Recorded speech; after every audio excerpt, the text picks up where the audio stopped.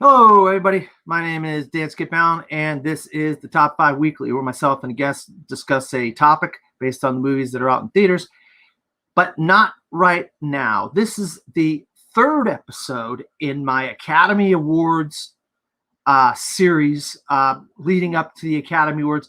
They had an extended period for the Academy Awards, and so I took that opportunity to do kind of a series of Top 5 Weekly episodes where myself and a guest discuss the best actor, best director, best film, best actress. In this case, it's best actress. And a very frequent collaborator of mine is Mr. Manning Franks, who I do Gone with the Wind. Gone with the Wind. With, yes, distinction.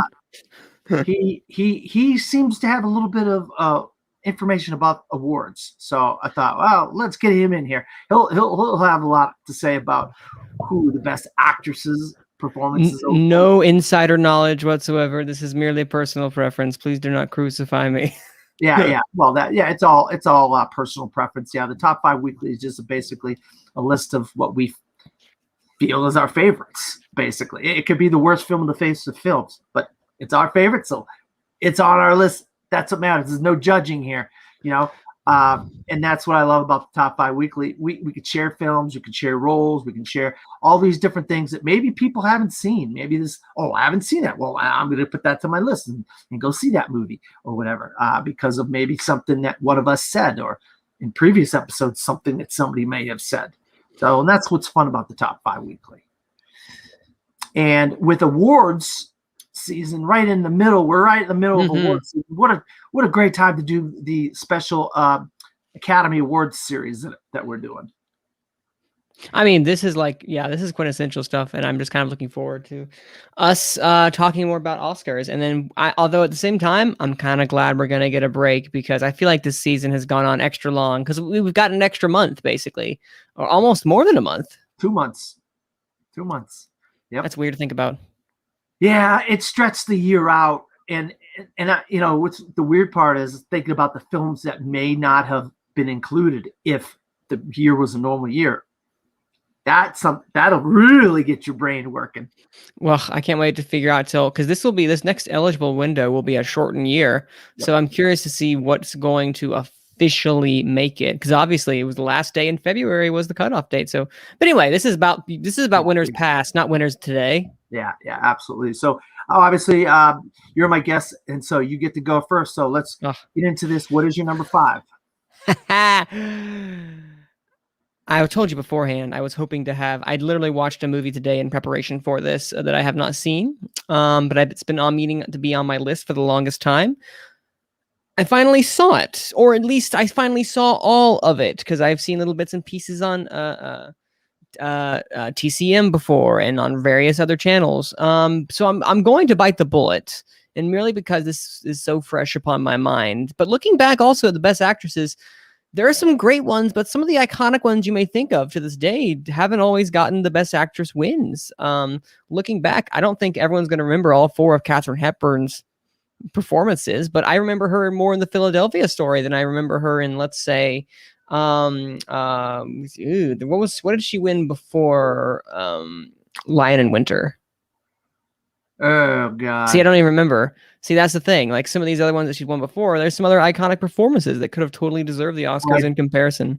I did see her in 1980 on Golden Pond. Right? Yes, I know that one. However, I think she deserved that one. I love that movie. Yeah. But that's beside the point. But one of the movie performances that I think is truly iconic, or maybe less iconic, more just I really appreciate what it did, especially back then, seeing how the contrast between performances back then and now. And that is Joan Crawford and Mildred Pierce. And that is a film that I didn't think it was the best film in the world. I do appreciate how it was presented and how the world looked. It was a beautiful looking film. But the powerhouse and the anchor of all that was Joan Crawford in Mildred Pierce. What I saw was a woman who basically would go to stop at nothing, even murder, Spoiler alert. Whoops.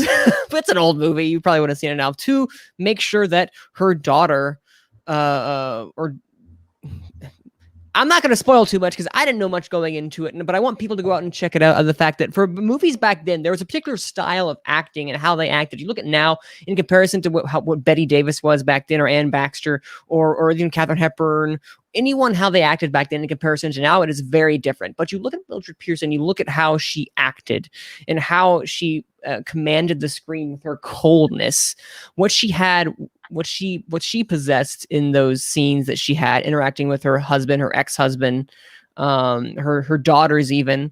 There is just a very powerful scene as early on in the film when she's interacting with her daughter, and her daughter starts to berate her for her own daughter, who's like 13 or maybe less or younger at this time. I don't not rightly recall, for having to make her own way in the world. And it's like, and you see the rage building until ultimately she slaps her. And it's kind of a pivotal scene when it comes to their dynamic and shows what their dynamic is. I won't give into any much more, but I think as a Mildred Pierce, while the movie is meh, I think this performance is one that stands the test of time in the 40s specifically. And Joan Crawford totally deserved it in my mind. Yeah. I'll be honest with you. I have not seen that version of Mildred Pierce. I saw the HBO miniseries with Kate Winslet, Mildred Pierce. So if it's a similar film, I kind of get the gist of what you're talking about. Yes. And I really, really loved Kate Winslet in Mildred Pierce on HBO. So if it's similar to that film, then I completely understand. But I remember there was also a miniseries on FX was Joan Crawford miniseries where she had a feud with Betty Davis or something. Ooh, yes. I think that was Bringing Up Baby, maybe. I can't remember exactly. Susan Sarandon played Betty Davis, and I think what she was in Cape Fear with Nick Nolte and Robert De Niro. What's her name? I can't think of her name, but yeah, I saw that. Oh, Jessica Lange. Jessica Lange played Joan Crawford, and it was neat to see these two actresses. Whatever happened to Baby Jane? Yeah, whatever happened to Jane. Yeah, they were fighting over this role. They were. And so that was neat. That was neat to see some behind the scenes stuff in Hollywood, even though it's years and years and years later. So I got to know a little bit about those actresses through that miniseries. But yeah, needless to say, I didn't see Mildred Pierce, so I can't really say. So my roundabout answer was sorry, I can't really say much about it. So unfortunately, I'm sorry about that. All right, my number 5 is I'll tell you what. This is the film when I saw this as a kid, I just was blown away. I'm not a big fan of country music, but I love biopics, and I love films that get into the story of the musicians and their backstory and that sort of stuff. And one of the ones to me I thought was phenomenal is when Sissy Spacek played. She won an Academy Award for The Coal Miner's Daughter, and she played Loretta Lynn. And Tommy Lee Jones, I believe, was like her husband or something at the time, and he was not a nice guy. I mean, he played pretty tough. It's Tommy Lee Jones. Are we shocked? Yeah. So, but I thought Sissy Spacek was fantastic. And everybody knows 1980 is a big year for me for movies, because it was really my subconscious really connected with that decade and that year of 1980, I should say. And then obviously movies after that, everything. So yeah, I have number 5 is Sissy Spacek for The Coal Miner's Daughter, and I think it's fantastic. The songs are great, the performances are great, and it's just fantastic to me. So you got any thoughts on Sissy Spacek for The Coal Miner's Daughter? Now this is where I tell you I have not seen The Coal Miner's Daughter. Wow. So that is one that I have not seen. I've seen Mildred Pierce, but I have not seen The Coal Miner's Daughter. So there's that. I have not seen it, but I've heard nothing but great things about The Coal Miner's Daughter, and I don't want to spoil anything because I don't. I'm curious now what it turns out to be. So I'm curious, and I'm excited to see it eventually. Yeah, it's a great film. I think you'll love it. It started really the epitome. That year really started the epitome of what a biopic was with Raging Bull and the Coal Miner's Daughters. Those two really kind of pushed the biopic to a new level. And then you started seeing biopics left and right after that, very similar biopics, you know? So let's go back to you with your number 4. See, my number 4, now I'm looking back and I wish I had switched out my 5 with my honorable mentions now, but that's okay.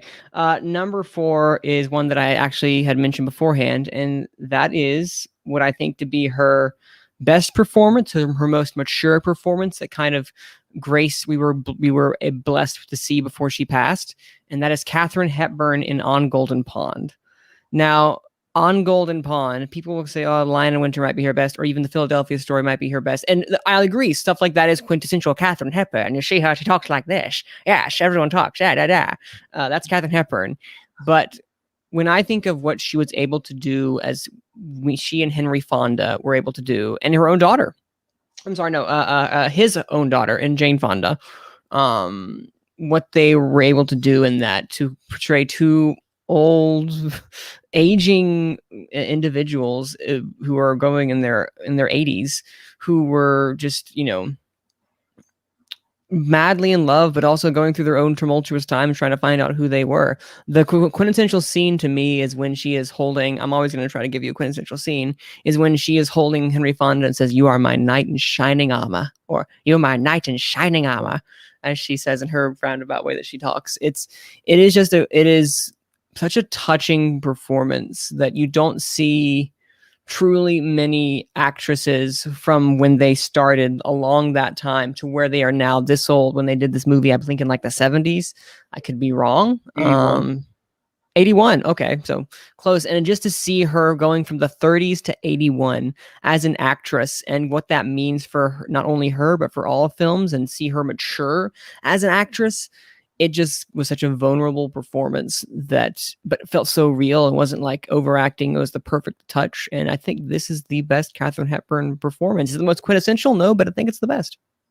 Yeah, I love On Golden Pond. You don't really see movies about older folks, people in their twilight years, get this kind of love at the Academy Awards, and the gravitas that this film really brings for Henry Fonda and Katharine Hepburn and whatnot.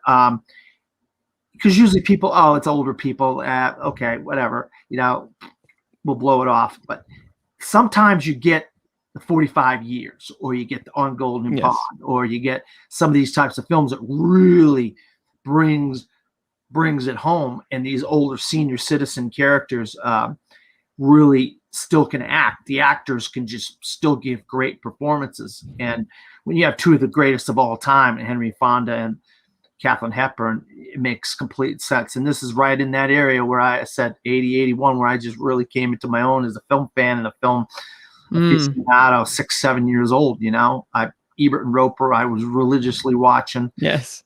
So this is right up my alley. On Golden Pond was.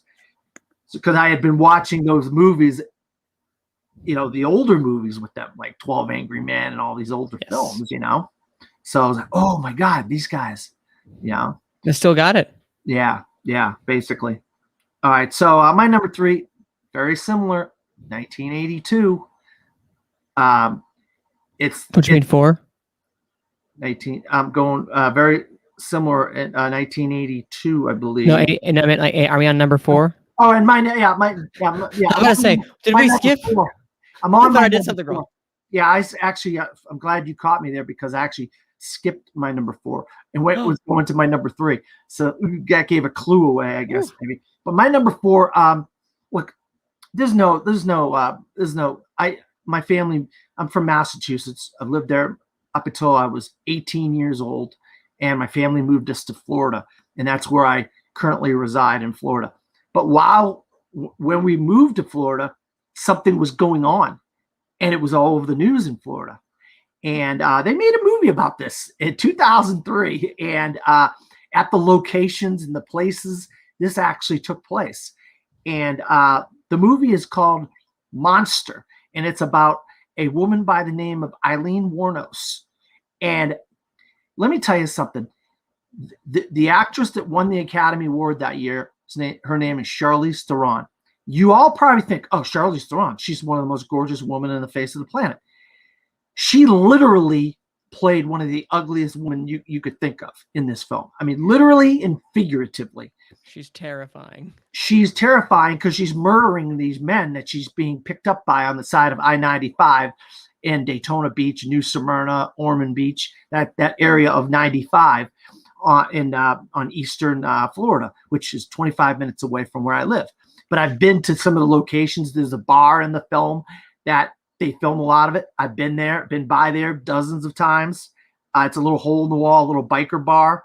But she puts on the makeup. She puts on the fat suit or the weight or whatever it is she does, they do.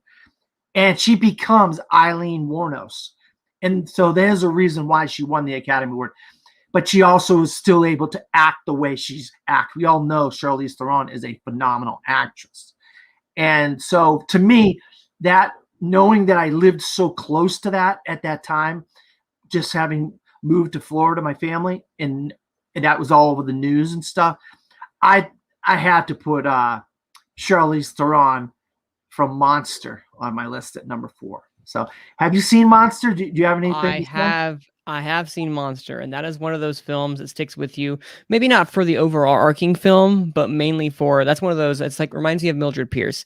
The movie around it I think is good, but the performance in the main actress is where it shines. And I think Charlize Theron is unrecognizable. People joke about, oh, the actor or actress or blah, blah, blah, whomever gets debeautified or gets ugly or what have you, and they win an Oscar. That may be the case sometimes. Some people may put on false teeth and win an Oscar. You hear me, Rami Malek?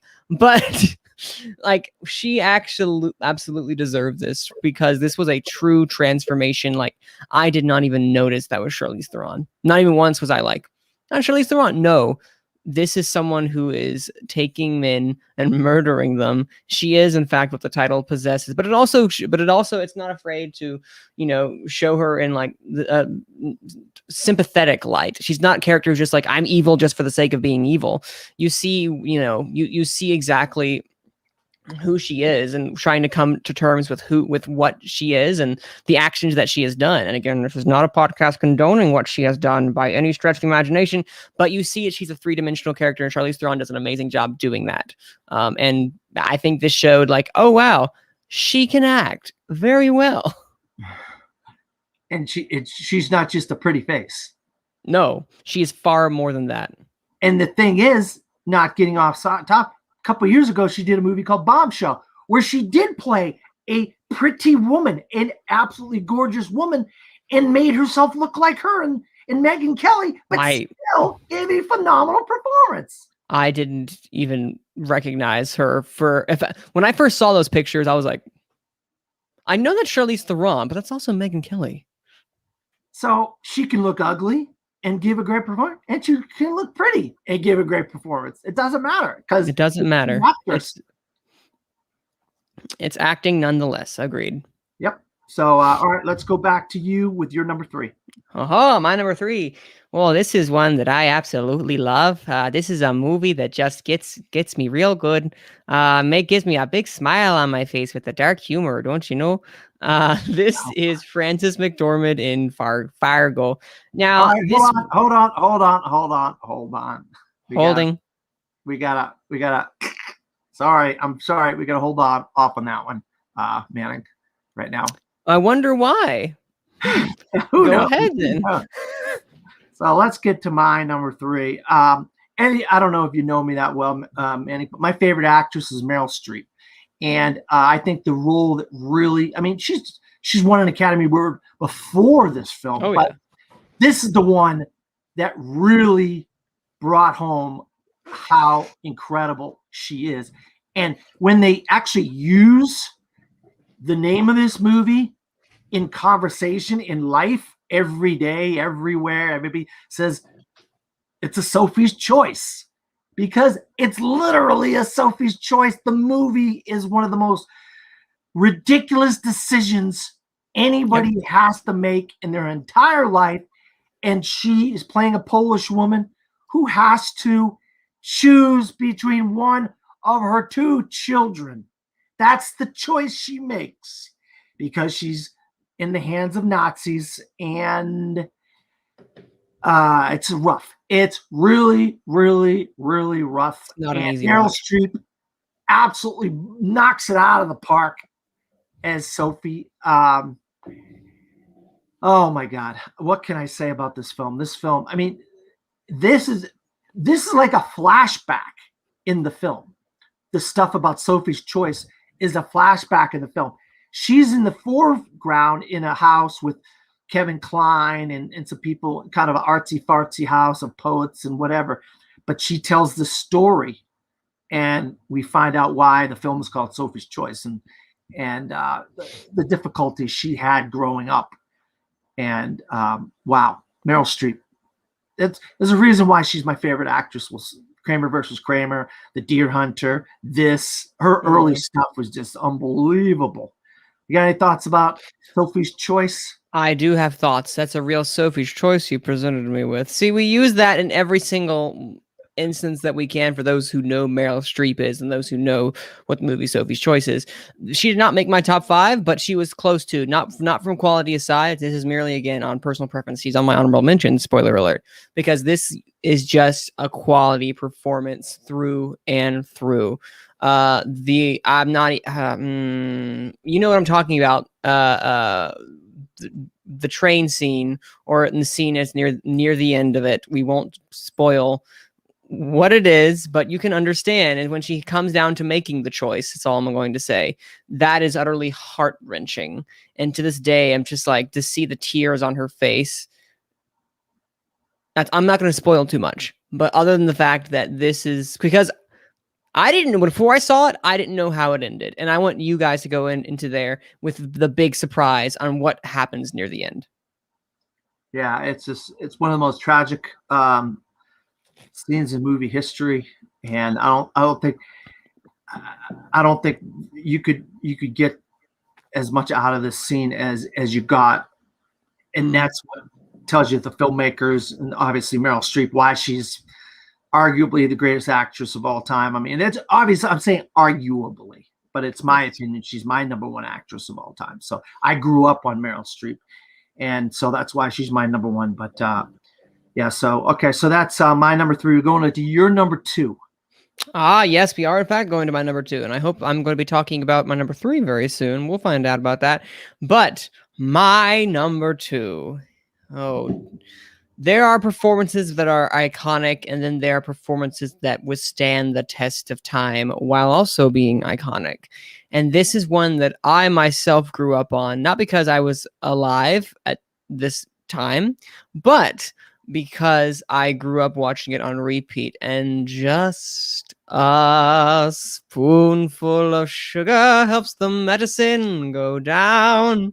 There you go. It's a free of charge little singing you got of Manning. There you go. Hope you guys are happy. You're not getting it again. But Julie Andrews as Mary Poppins. Some people just embody a role, and when you think of someone, you think of this role. And not only does that iconic quality translate, it doesn't always translate to an Academy Award win, especially for actresses, but this is a quintessential Academy Award winning performance that I go back to because this is one I grew up on, and to this day I cannot unsee Julie Andrews as Mary Poppins. Everyone sees Julie Andrews, and that's Mary Poppins. Mary Poppins is a delightful film, and Julie Andrews demands your attention every time that she is on the screen. Spit spot, and off we go. She makes sure that she holds your hand this entire time on the ride, but at the same time, not being afraid of being, hey, stiff up a lip. Let's get going.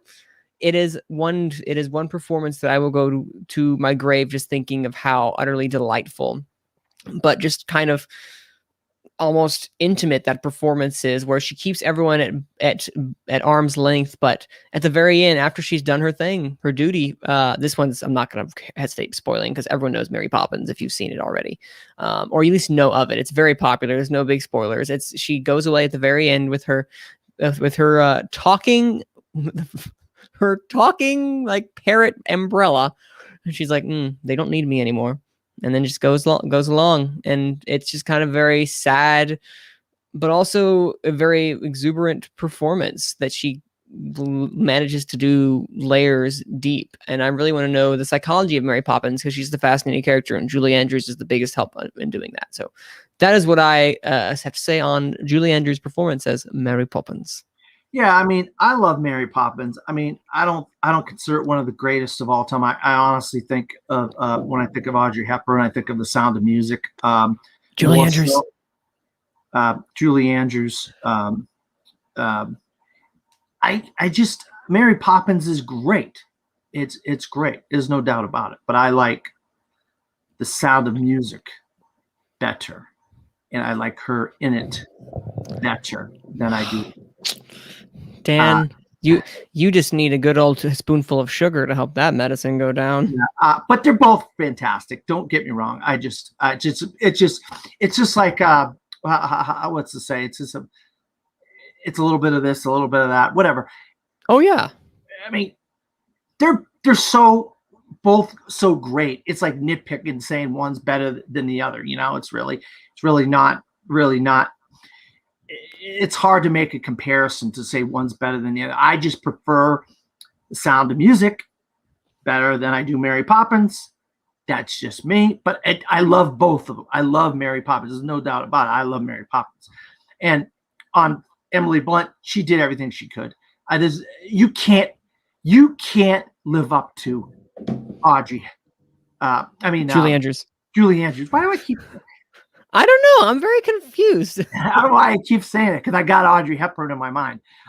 There's a reason why that. But no, you just can't live up to it if you're Emily Blunt. And I know she tried, but part of the reason that film fails is because the songs aren't as catchy.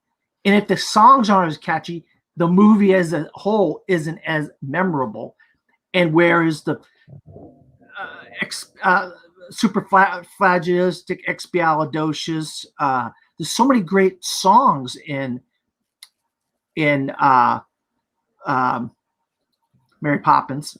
Mm-hmm. They just aren't catchy songs in Mary Poppins Returns. And that's the reason why it's not, it doesn't even come close to living up to the same, and that's sad for Emily Blunt, because nobody could do that. I mean, literally nobody could do that. And I agree. I don't think anyone could do that. And I don't think it is necessarily as memorable as the first. Mary Poppins is iconic, but I wanted one. Maybe it's this episode on Gone with the Wind, but sometime we're going to have that debate, sir, because I love Gone with.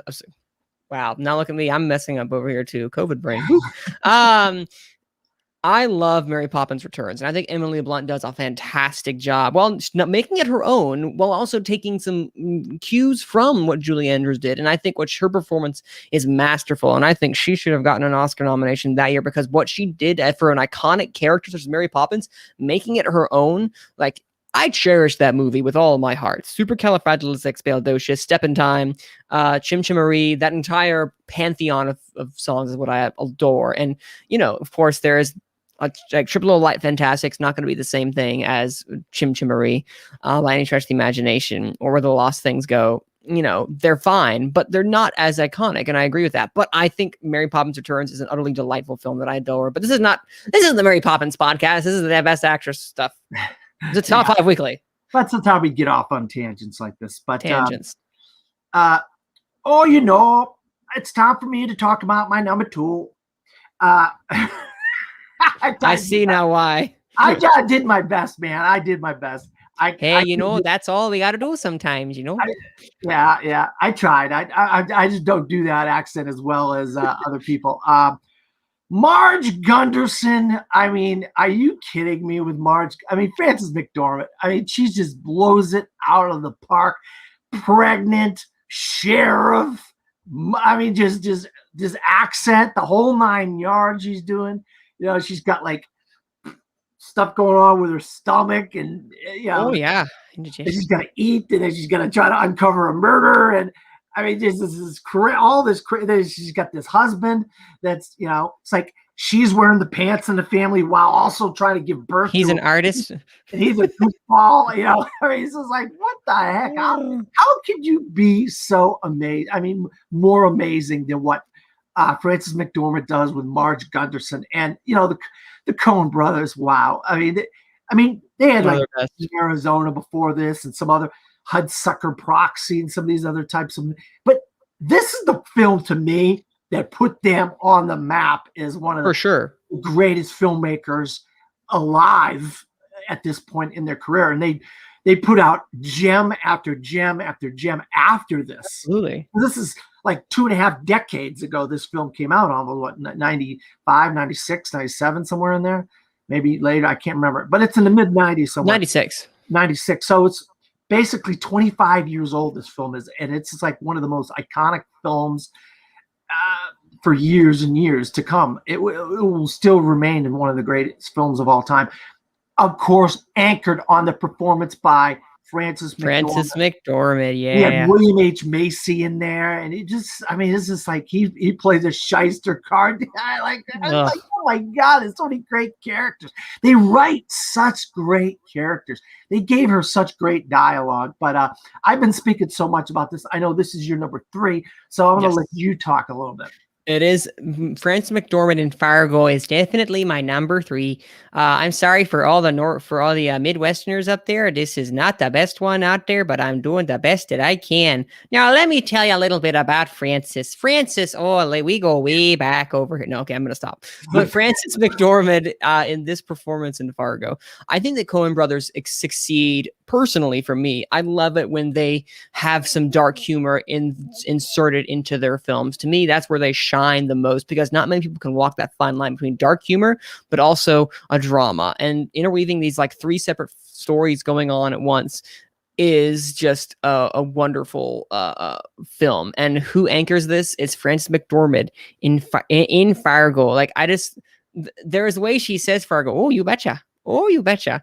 The way she disappears into the character of, like, oh my goodness, what's her name? I'm blanking. Marge. Okay, I'm about to say, it's like, I go back to this day. Me and my girlfriend will still go back to. It's like, hey, oh yeah, keep your good day. Have a good day, no, yeah. And we'll just go because we remember like Frances McDormand more so than anything else. And that is a character, as I talked about Mary Poppins and Julie Andrews, what she did. Frances McDormand took Marge and gave her her own voice. And now I can't stop thinking about Fargo unless I now want to start talking like that. And that goes to the strength of the charisma that she had and the kind of awkward character that she had as she goes about trying to solve some really dark murders. Well, also, as you said, she's pregnant at the same time, but she's not afraid to just get her hands dirty, Yeah. She's, this is hands down one of the greatest performances in movie history. I mean, what Frances McDormand does with this character is just like, you feel like this is a real person. Like this, it does feel, she does feel real. You feel like you're living in this world that's actually transpiring in front of you.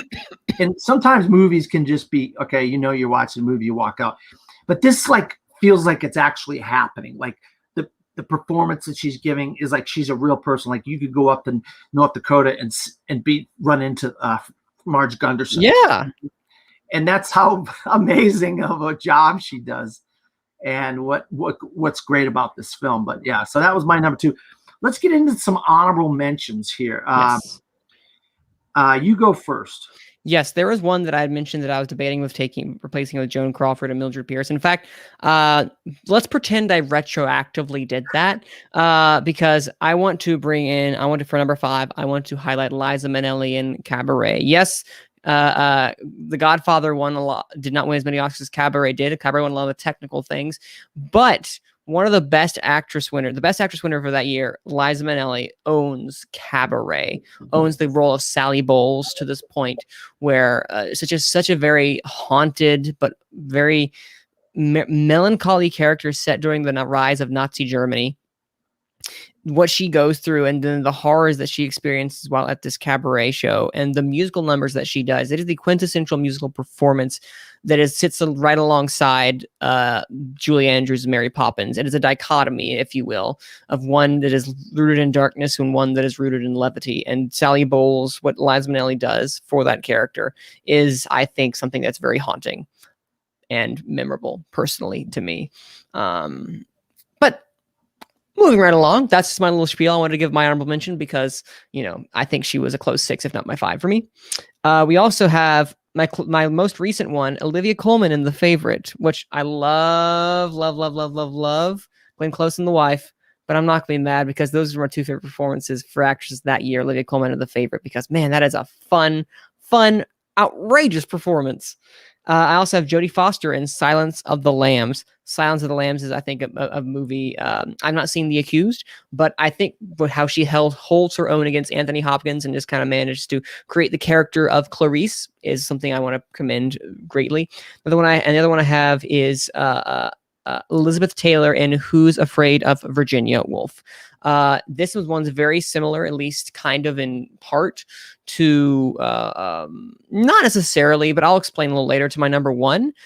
She could have been my number 5, Elizabeth Taylor, but I wanted to give some other love to some other ones. And I think she proved to herself she's not just a Butterfield 8. She is something more beyond just being a pretty face. And this is the same thing like Charlize Theron did in Monster. She just kind of uglied herself up, and she truly just kind of became this other creature. And not a creature, she's still a human being, but she does not become the person that we knew in Elizabeth Taylor. She became this character from Virginia Woolf's novel with the same name. So I absolutely love that performance. And yeah, those are my honorable mentions. Yeah, I wanted to bring up, obviously, I said it twice. I kept on mixing up Julie Andrews and Audrey Hepburn. I want to say Audrey Hepburn for My Fair Lady. I think if you really want to compare, which you really can't compare, you shouldn't compare, but I think Audrey Hepburn in My Fair Lady is the better version of what they were trying to do a little bit with Julie Andrews in Mary Poppins to some extent, in a way, not exactly, but in a way. I think you want to say something? I do. She in fact did not win for My Fair Lady. She won for Roman Holiday. Oh crap! Really? I like Roman Holiday as well. I thought that was her and Gregory Peck over in yes, yes, she won. I love that. I thought she won for My Fair Lady. Are you kidding? She didn't even get nominated. What? My bad. Yeah, that's okay. That's I told you. Correct me if I'm wrong. And there you go. I'm wrong. Oh God, how did I mess that one up? I don't know how I messed that up. All right. Well, see if I messed this one up. Ingrid Bergman for Gaslight. You did not. I love Ingrid Bergman, and she won for the wrong film. Once again, they do this all the time. Also, Betty Davis for Jezebel. Betty Davis could have won 5 different times, and she wins for Jezebel. But one that rarely gets talked about in a great, great, great, great film is Claudette Colbert in It Happened One Night, which is a phenomenal film. So those are some that I had going back a ways. But yeah, how the heck did Audrey Hepburn not win for My Fair Lady? I don't even know. I don't even know who was nominated that year. Honestly, how did that not happen? But Roman Holiday, I love Roman Holiday. I have it on Blu-ray and I have it on digital, so I do love Roman Holiday. But that is crazy that she. How did I not know that she didn't win? That's the thing, man. Well, we're gonna find out right now who won in its stead. So give me 1 second. Okay, because I know My Fair Lady won Best Picture that year, right? Rex Harrison won for Best Supporting Actor. That's all I can tell you. It did win Best Picture that year, correct? Yeah. So I guess I just assumed that she had won. It got so many, and it totally missed Best Actress. That is so weird. That is ridiculous. She's the reason that movie's great. If it went for Audrey Hepburn, that movie wouldn't be so great, but whatever. Wait. Nope. Guess who won instead? Don't tell me it's Julie Andrews. It's Julie Andrews and Mary Poppins. Are you kidding me? Are you kidding me? I love it. Oh my God. Then my argument right there completely is relevant, because now that tells you how much I love My Fair Lady over Mary Poppins, because that's the reason why she got robbed. She got robbed. I see. Listen. I don't think My Fair Lady is the one that should have won that year. It was Dr. Strangelove. So that's just my opinion. Oh, well, yeah. A lot of people do love Dr. Strangelove. Love me, Dr. Strangelove. I like Dr. Strange. I don't like it I'm not. I don't know what it is about me. I just am not the biggest Stanley Kubrick fan, and I know a lot Really? of people are. Of all the classic directors and he has just never been. His films are a little bit off the wall for me, a little bit like They are. a little bit left of center for me, and I guess I don't go for left of center too much. I don't know what it is, but so all right. So that now that confusion is done with, we'll get on to our number Fun one. tangents. And you get to go first. What's your number one? I don't need my notes for this one because I know beyond a shadow of a doubt my number one is an actress that did not do enough performances before she sadly passed. Is an actress that I think she's won 2 Oscars, and I think both performances are amazing, but there is one that I truly believe to be not only one of the best performances of all time, one of the most multi-layered performances until the very end when you realize, oh wow, she's not exactly who she says she is. And she was playing this entire time this character that was multifaceted and a broken character that you sympathize with, but also just kind of are unsettled by the entire time. And that is Vivien Leigh in A Streetcar Named Desire. Vivien Leigh in A Streetcar Named Desire is one of the most quintessential performances that I have seen. Like, this cast of these 4 people, Marlon Brando, Carl Malden, and I can't remember who was alongside Vivien Leigh, the female. I'm going to look that up right after this because I'm blanking.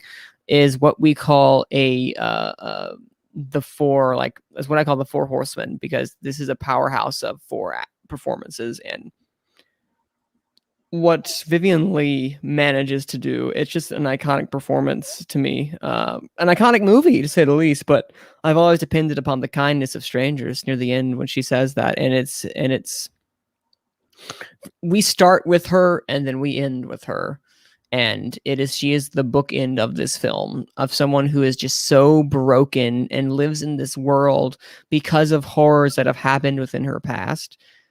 And this is a performance that I mentioned, like how Elizabeth Taylor, she transformed into someone else. So does Vivien Leigh. This is not Vivien Leigh you knew from Gone with the Wind.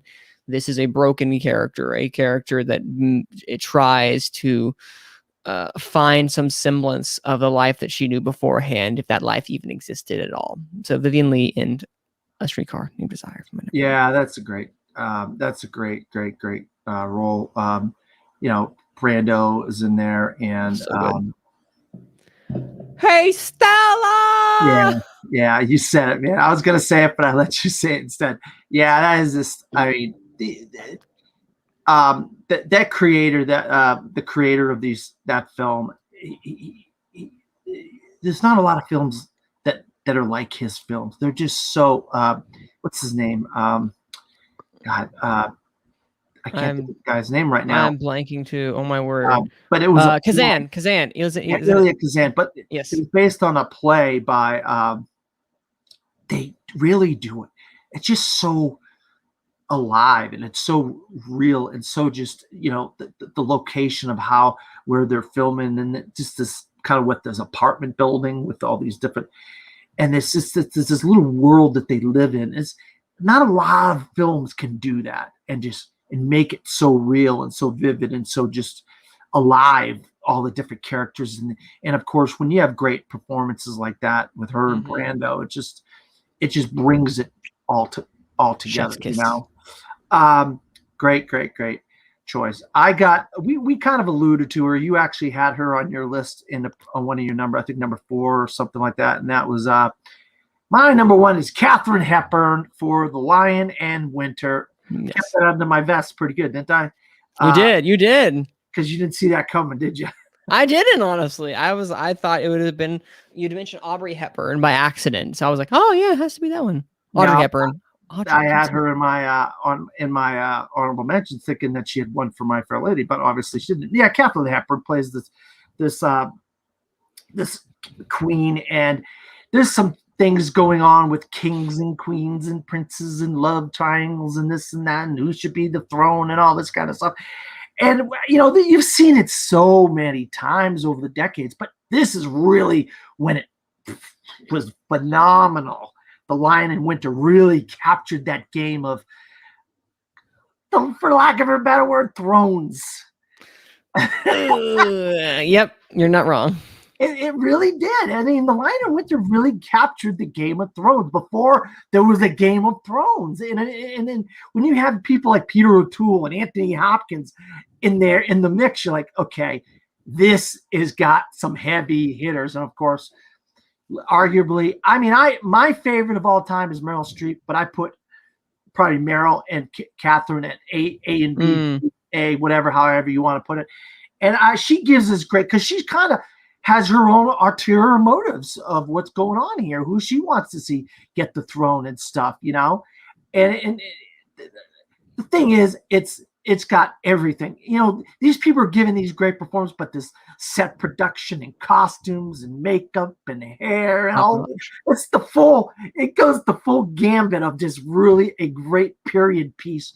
Yet you still have these phenomenal, a lot of them Shakespearean actors. You know, obviously Katharine Hepburn's not a Shakespearean actor or an actress, but she can hold her own with all these people, you know, and I think once the Academy gives the award to the right person for the right role, you know, instead of Audrey Hepburn getting jobbed out by the girl in Mary Poppins. Hey, let's not do this, sir. Just kidding. Kidding around with you there, Manning. But yeah, I had you got any thoughts on Katharine Hepburn and The Lion and Winter? I think no list is complete without the 4-time Academy Award winning actress Katharine Hepburn. You may have thoughts about her acting performances over the years and how acting performances change, but I think when you have a performance like on Golden Pond, as I mentioned beforehand, but also to contrast that with The Lion and Winter, I can't help but do that because it's so fun. Another quintessential fun thing to do because she is iconic. She is truly iconic, and this is another performance that I think, like Peter O'Toole. God, why didn't that man get an Oscar? Who won that year? Let him have that Oscar as well too, along with Katharine Hepburn. Was he in Lawrence of Arabia? I believe he was. He was. How did he not win for Lawrence? No, Gregory Peck was that same year for To Kill a Mockingbird. So I get it. I get it. That's a. But anyway, Katharine Hepburn in The Lion and Winter, an amazing movie with a powerhouse performances all around, top notch. They don't make movies, as I say, like they used to, like those anymore. And with the star power that she brought to it, and just the nuance that she brought, the gravitas, if you will, it is a quintessential. As I had mentioned before, there's other quintessential ones. I have my favorite, but there is one that I think is more than an embodiment of the quintessential. I've used that word way too many times tonight, but that is, one more time, the quintessential Katharine Hepburn. Yeah, no, you're right. I mean, it's about time that somebody wins for the role they should be winning for. In a what 93 years of the Academy, how many times can we say that the wrong person won for the wrong role? You know, and it happens over and over and over again because it's a popularity contest. We all know that, you know. So we're just happy that they won eventually, you know, because you don't want to see Al Pacino and no Academy Awards on his name, or Paul Newman with no Academy Awards on his name, or whoever, you know. So at least they won for something, you know. Agreed. At least they won for something. So there you go. But thanks again, Manning, for being, you know, obviously we worked together on Gone with the Wind, but for being on the Top 5 Weekly. And we got one more of these to come, and then this will be our 4-part series of the Academy Awards. So where can you be found, my friend? They can, well, they could find me on Twitter as Cine_Man. That's CINE_MANN. As well, my YouTube channel, Manning Franks, where I'll eventually start putting more content back on there, as well as me hosting Gone with the Wind, the show that I also have. Wait, you're over here. There you go. They also have Dan here on as one of the many chairs we have, the minds. That's not a word, but oh well, my brain. Find us there on Apple Podcasts, wherever you find your podcasts, as well as the Take 3 Productions YouTube channel. And you can find me at Dan Skippout on Facebook, Twitter, Instagram, and Pinterest. Also, I am a film critic in the Orlando, Florida area. I write all kinds of different articles, including awards articles about the awards season. I do retrospectives. If somebody had passed away, I'll do a film about their career or whatever, about a particular movie. I do like anniversaries like 25, 30, 35, 15-year anniversaries of movies. Sometimes if the anniversaries come up. I also have my own blog. So what you don't find written on disappointmentmedia.com, you can find me posting on my own blog. So I do a lot of writing, and I'll be writing a lot in the next week or so because I got a ton of articles I need to crank out. I just haven't had a lot of motivation the last couple of days. So, but this doesn't come out till it's coming out very soon. So me saying that isn't going to be a big surprise to people. So also, Bleacher Features is a summer series that I do where my friend, I'll get a friend or a co-host, and we talk about a sports movie. That'll be over the summer. So look forward to that. And so for Manning and myself, good evening, everybody.